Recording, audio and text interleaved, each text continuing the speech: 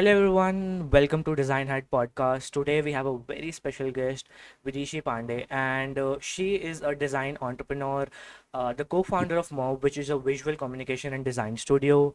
Welcome, Vidishi. Happy to have you here. Thank you. Thank you, Abhay. Yeah. So going on with the questions that I really want to ask and that the audience really wanted to know about is that let's just dive into it. And I just wanted to ask you how and why design came into your life. Like, what was the story behind it? I think I wanted to explore the possibilities and opportunities that I would find in this field. So, you see, the curriculum of NIFT, it is specifically crafted to educate kids about fashion industry. Of course, design is a huge part of this industry, but it is a completely different field in itself. So, design is like a power with which you can transform anything. It is not just confined to fashion or art. It is an integral part of everybody's life. Every interaction that we go through has a design aspect to it. So, you brush your teeth with the toothbrush, which is designed best to suit your dental requirements, right? Hmm. The bucket that you have in your bathroom, even if you picked it randomly, you would have never picked a bucket with a bad design.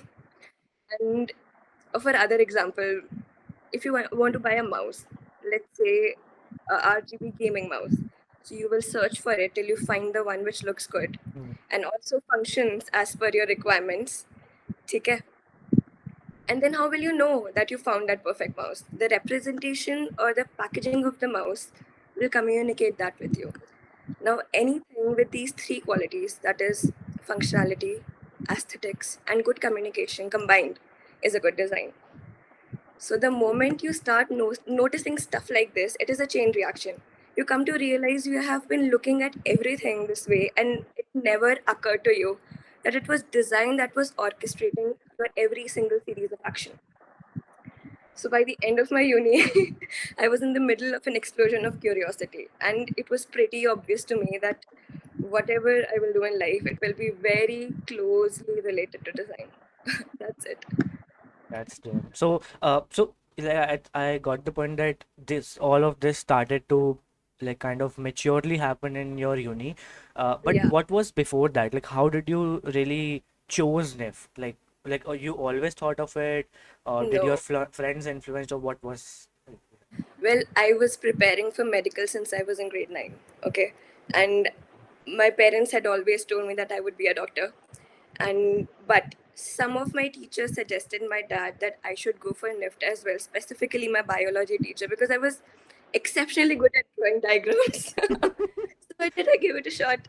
And surprisingly, I cracked NEET and NIFT simultaneously. And it gave me a little confidence, and I became a rebel child suddenly. And I was like, now whatever may happen, I'm going to NIFT. I'm not going to be a doctor anymore. And nobody could do anything about it. So yeah.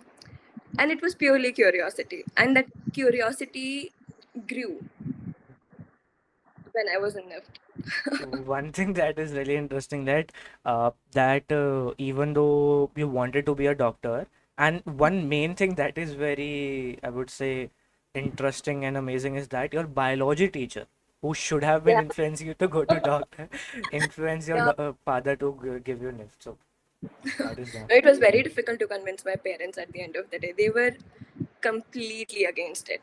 They did not want me to go to the counseling, and I did not go to the NEET counseling. So I became a rebel child suddenly because I got so much confidence. Yes, now I'm going to conquer the world. I'm going to NIFT only. Nobody can do anything about it. Well, that yeah. that that is something that everyone should get at. Yeah. So going forward, so Mhm. you have had some corporate experience. So I wanted to know, how was your experience there, and how was it really different in terms of what you are doing right now as a designer entrepreneur? Like, what's the story and experience behind that? Okay. So I did a lot of internships in multiple different areas of design. So my first internship was in styling, after which I realized that I'm never going to pursue that. Then I thought I should go for brand development, and I did that for a startup. It dealt with renting luxury bikes for road tripping, and it was a very young company. It started just 2 months before I joined it. So it proved to be a very good opportunity to get the insights of how a brand is born. Mm-hmm. And then I did my graduation project in a very nice advertising company. That is where I learned how professional designers work. So, advertising is a completely different world. The work never stops there. Deadlines are so tightly packed that you don't even realize the next day has already begun.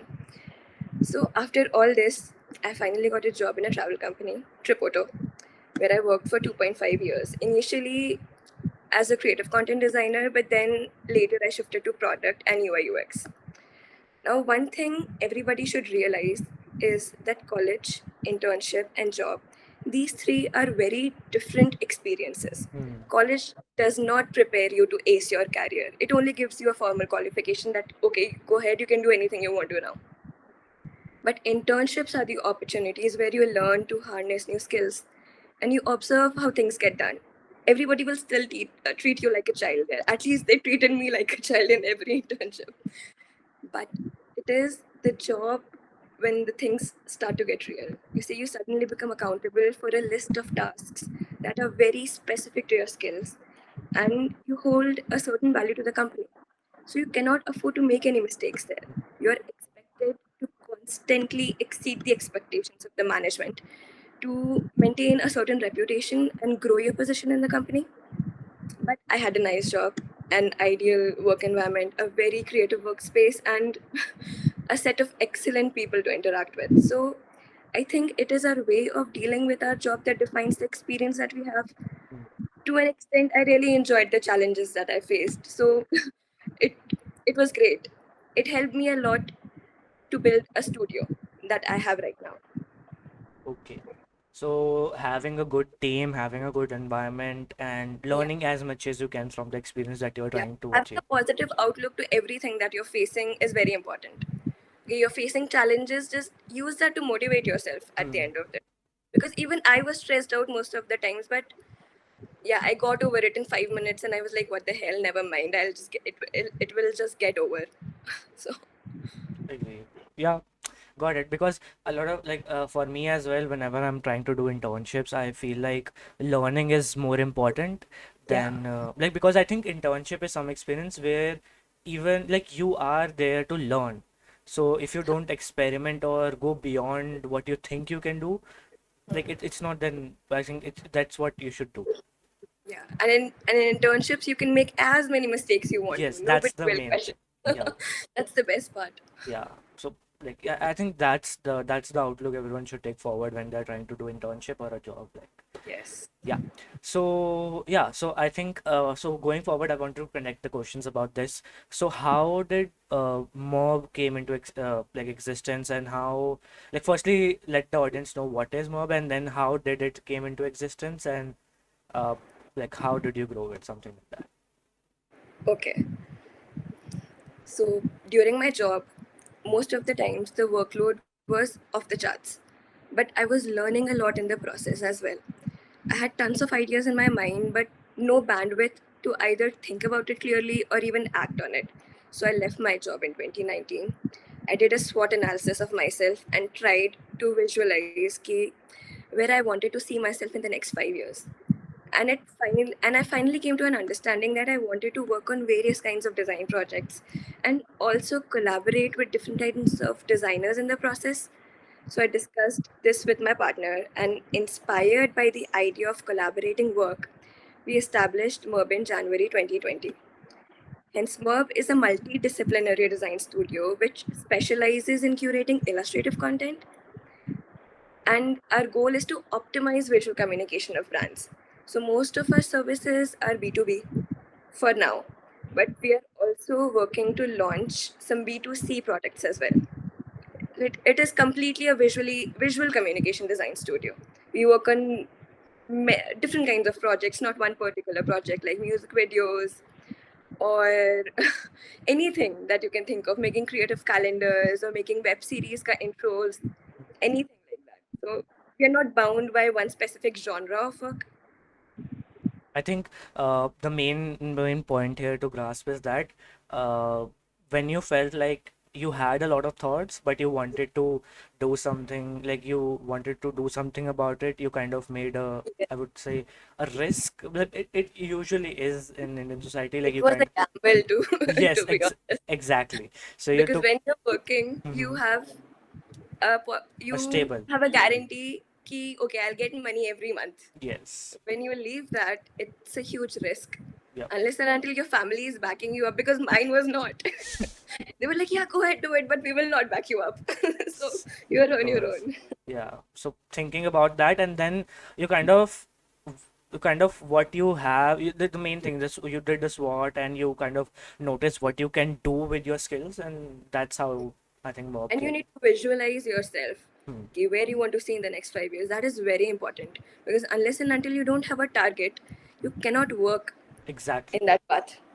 I believe in that too, and usually whenever someone asks me what should I do and what should I not, I say first thing is to analyze what you want, what is your goal, like what is your goal, what you really want to achieve in life, and then like how do you get it, and that's the process.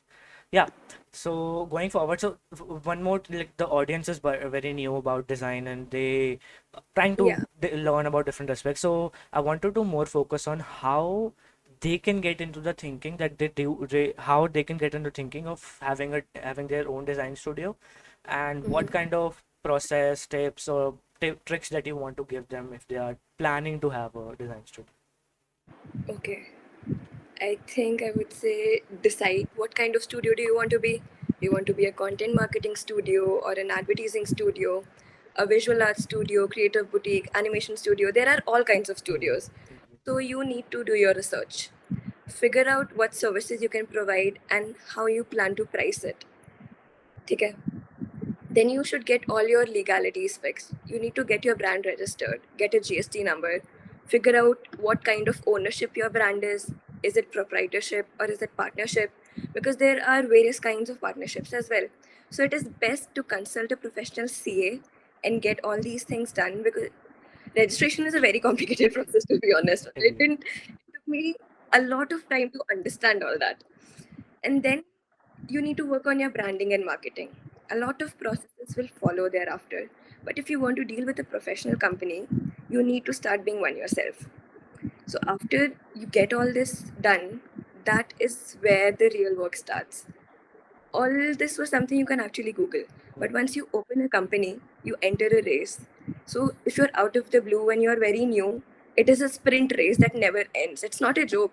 So it's really like that. You need to build your network of clients, get contacts, and that is a lot of work. Mhm. You have to be committed to your company. You cannot afford to lose focus at all.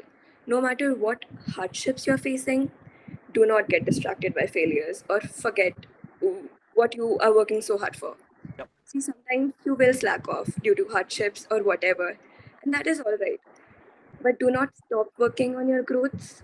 You will see matlab, you will see your rivals taking over, going ahead of you. So take that as motivation and work harder.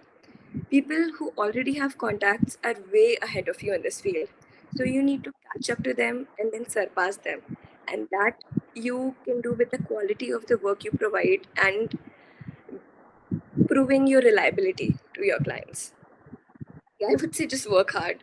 Just work as hard as you can. That is what I am doing. I would work as hard as I can, day and night. It doesn't matter if I'm getting enough sleep or not, because in the starting is what matters a lot.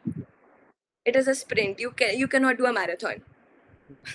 Agreed. Like, that's the main thing. If you have a goal, then working hard doesn't seems like working hard. It seems like you are Exactly. enjoying the process. Get it. So, one more thing that you talked about, the hardships. I didn't know, like, just if you remember some few mistakes that happened in the process, and what learnings did you got from it, or how did you Okay. cope up with it, something. Few mistakes is a very wrong thing to say. I made a lot of mistakes. I was continuously making mistakes. I thought, ki, am I making a series of bad decisions that has landed me here? So there are a lot of things that you will do wrong and learn from it. And one, I think the first will be pricing your product Mm-hmm. based on time rather than on deliverables. I personally don't think that one should measure the value of any product based on the amount of time that it took to create it, mm, because you work so hard for to reach a point mm, where your knowledge and skill comes with a lot of experience, yep, and that makes you eligible to do the same work in way less amount of time than others. mm, Sometimes, due to changes in manifestos, it can take longer mm, than anticipated, and sometimes there is a complete change in the deliverable. So, mm, you have to think about the resources, the manpower, the skills required for any project. The client is never going to understand how much hard work you put in the process. mm, He'll just see the final output and say yes or no, I like it, or no, I don't like it. So, keep in mind that you consider all these things while fixing the pricing, because when you're overburdening yourself and not getting paid for it, the client is exploiting you. mm, And to escape that, always make a contract. Contract is what will save you from being exploited. Okay. The second thing is filter your clients. mm, It is very important to filter your clients. I learned this by trial and error. mm, It is always better to work with people or clients who understand the value of your product, because the entire environment of the project changes accordingly. The client who is clear about what to expect from you and knows the value of your service will work an extra mile to bring justice to that product. They will understand some very basic points automatically, that why it is important to invest more. They will agree to your timelines and let you do what you do best. Okay.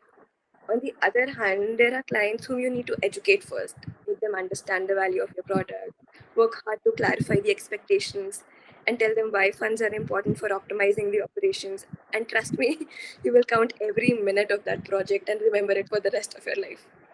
Everybody has difficult times and we all make mistakes, but it is important to not repeat them. So, even in your toughest times, just filter your clients. This is a golden advice. Remember it. The other thing is, you should learn to sell your product. You can have the best product in the world, but it will bring you no business if you cannot sell it. Do not stick to just one marketing strategy for that. Work on multiple ways to get your clients. Optimize your marketing strategy. Try several of them. If you fail in some of them, it's okay, but try everything that you can. Keep 3 to 4 foolproof plans at your hand. Ki, okay, I will strategize my content, my product like this. If not like this, then that. At least 3 plans. I think fourth would be to have a cause that you're working for. Okay, like ours is that we aim to optimize visual communication of brands and want to bring a positive impact on the design community through collaborative work culture. So this mission thing also acts as a motivation that makes you work harder and better than before. Okay, I think we have done 4, right? yeah, The fifth would be thinking you can do everything. mm, That's very wrong. It is toxic. You are not freelancing. Freelancing and running a studio is different. Studio is teamwork. You should believe in the people who are working with you. You know that there are things that nobody can do like you, but that doesn't mean that somebody else cannot do it better. mm, So give them a chance to surprise you, and they will. The sixth would be thinking what worked for somebody else will work for you too. It will not. Every decision or strategy that you draft is based on the factors that specifically affect your business. mm, So keep that in mind. Analyze your condition and then strategize. And don't forget what you're passionate about. Because if you like to do something and feel confident about it, then it will be the best thing to monetize. Because you will be willing to walk an extra mile to bring out the best results in something that you are actually willing to do. yeah, Take care. And I think the last would be, do not hesitate to ask for help. mm, There are people who just talk about helping you and then they will vanish. But then there are those who actually do. mm. So ask for help if you need any. Those who will help you will grow with you and they will prove to be an integral part of your brand in the times to come. I think that's it. There are many other things as well, but these are the major things that one should always keep in mind. This is where everybody goes wrong. To be honest, I agree because even though like because the main thing about exploitation, I feel like when I started out in design, when I had my first gig in design as a freelancer, so I had a startup when I was just 14 years old, but at the time I don't know, but I didn't got expert. I think I was fortunate enough. But recently, in few times when I started UI UX as a bigger scale, I really got exploited in the starting. That I used to do internships. They said they will get paid, but at one month after, I felt like the environment was not good when I left. So they didn't even ask to pay me or something like that. So uh, I feel it's something that everybody should take care of. Yeah. So yeah, so that is something I really can relate to, and I think a lot of can relate to the points that you cover up, and these should be taken care of whenever people are trying to do freelancing or a design studio or just as a general designer, they should know about these. So yeah, going forward, I just wanna like quickly ask you a few things more outside of design, like outside of mob, like who are you, what do you do, something more about that. Uh, Currently, I hardly have any bandwidth to do anything apart from building the studio. It is very hectic. It is like that I'm working for 48 hours and I don't sleep. And then I'm like, okay, I'm done with it finally. I don't even feel sleepy. That is the point. Yeah. And then I sleep for 10 hours or 12 hours straight, and then I wake up with a lot of energy, and then I start working again. So not all days are like that, but most of the days are like that. But sometimes when I have a proper schedule, I do get a little time before I go to sleep. So I either read books Mm, or I illustrate because I love illustrating. mm. I'm an illustrator at the end of the day. So that is the main thing, no? That Yeah. illustration is something that relax you or something that you do for fun. So uh, that's what the Fun main thing is. would be not the right thing. De stress myself would Yeah, be the right thing. that would be something. So Yeah. that is something that is good, na? So when you have, that's the main thing. You have to find out the right goal for yourself. When you do, uh, and when you work towards that goal, the work won't seem like work. Like it will seem like work, but it won't be Will as always seem like fun. yeah. Trust But you will enjoy that. me. Yeah. You won't complain about it that shit I have to work for 48 hours. What did I do? You will be happy like you did. Like you won't be Yeah. like it wasn't something that I really didn't want it to do. Huh. So yeah. So the last question that I really want to ask is that what is your 2 cents of advice for any budding designer who wants to grow in a design industry in general? So what would be your few cents? I think you should keep those people close to you who criticize you because they see something that you cannot. And it doesn't matter if they are your friends or not, but they're the best people to be around. You will grow the most in that environment and have a positive outlook to everything that you face. The more challenges that you have, the better you will be at handling everything. Agreed. I think a lot of people won't understand this thing uh, It took because me a lot of time to understand this, yes, honestly. because criticizing is someone I don't know takes on ego. I It's would very say difficult yeah. to bear that. Yes, it's gonna be because but as a designer, I feel critic is the best Yeah. thing for a designer.